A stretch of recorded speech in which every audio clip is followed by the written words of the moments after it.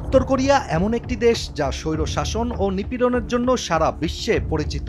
হঠাৎ মিসাইল পরীক্ষা থেকে শুরু করে যেকোনো মুহূর্তে পারমাণবিক বোমা ব্যবহারের হুমকি, সব মিলিয়ে দেশটিকে আন্তর্জাতিক পরিমণ্ডলে এক স্থায়ী নিরাপত্তা হুমকি হিসেবেই দেখা হয়। তবে এবার উত্তর কোরিয়ার ইউরেনিয়াম মজুত নিয়ে চাঞ্চল্যকর তথ্য প্রকাশ করেছেন দক্ষিণ কোরিয়ার এক মন্ত্রী। এর পরপরই বিশ্বজুড়ে শুরু হয়েছে নতুন করে আলোচনা, উদ্বেগ এবং রাজনৈতিক হিসাব নিকাশ।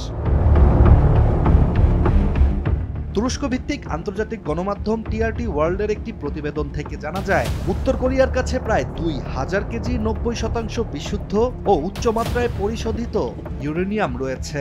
এই তথ্য নিশ্চিত করেছেন দক্ষিণ কোরিয়ার একীকরণ মন্ত্রী, যিনি জানান এই বিপুল পরিমাণ ইউরেনিয়াম দিয়ে বহু পারমাণবিক বোমা তৈরি সম্ভব। বিশেষজ্ঞদের মতে এসব বোমা এতটাই শক্তিশালী হতে পারে যে প্রতিটি বোমা আলাদাভাবে একটি আস্ত শহর ধ্বংস করে দেওয়ার ক্ষমতা রাখে। এদিকে আইএই এর তথ্য অনুযায়ী একটি পারমাণবিক অস্ত্র তৈরি করতে গড়ে 42 কেজি পরিশোধিত ইউরেনিয়াম প্রয়োজন হয়ে থাকে।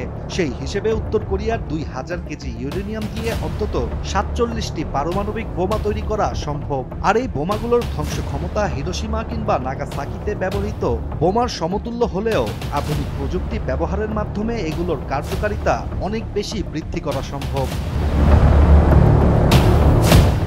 ইতিহাস অনুযায়ী হিরোশিমায় মাত্র 15 কিলোটনের একটি বোমায় প্রায় 1.5 লাখ মানুষ নিহত হয়েছিল। সেই হিসেবে 47টি বোমা ব্যবহার করা হলে কয়েক কোটি মানুষের প্রাণহানি ঘটতে পারে।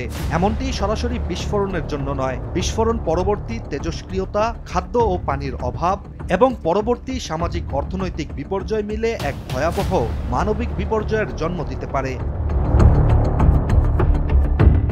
বিশেষজ্ঞদের ধারণা, উত্তর কোরিয়া নিজেদের মজুত করা ইউরেনিয়াম দিয়ে শুধু পারমাণবিক বোমা তৈরি করেই ক্ষান্ত হবে না, বরং এগুলোকে বহন করার মতো দূরপাল্লার মিসাইল সিস্টেম যেমন হোয়াংসং সিরিজ বা সাবমেরিন থেকে নিক্ষেপযোগ্য ক্ষেপণাস্ত্রের সাথেও সংযুক্ত করতে পারে, যার মাধ্যমে উত্তর কোরিয়ার হামলার পরিসর শুধু প্রতিবেশী দেশেই সীমাবদ্ধ থাকবে না, বরং যুক্তরাষ্ট্রসহ পুরো বিশ্বই ঝুঁকির মধ্যে পড়তে পারে। আন্তর্জাতিক প্রতিবেদন থেকে আরও জানা যায়, এই মুহূর্তে উত্তর কোরিয়ায় অন্তত 4টি সাইটে ইউরেনিয়াম সমৃদ্ধকরণ কার্যক্রম চলমান রয়েছে, যা স্পষ্ট করে যে উত্তর কোরিয়া ইউরেনিয়াম মজুদ আরও বাড়াচ্ছে এবং ভবিষ্যতে একাধিক পারমাণবিক অস্ত্র তৈরির প্রস্তুতিও নিচ্ছে। তবে সবচেয়ে উদ্বেগজনক বিষয়টি হচ্ছে, উত্তর কোরিয়া যদি চায় তাহলে এই ইউরেনিয়াম মজুদ কিংবা পরমাণু প্রযুক্তি বিক্রিও করতে পারে এমন কোনো সন্ত্রাসী গোষ্ঠী বা রাষ্ট্রকে, যারা বিশ্বে আরও বেশি অস্থিরতা তৈরি করতে পারে।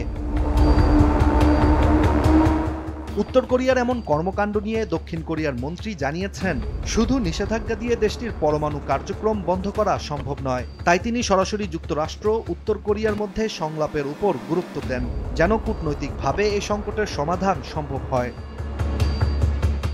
ইশতিয়াক হোসেন, দেশ টিভি।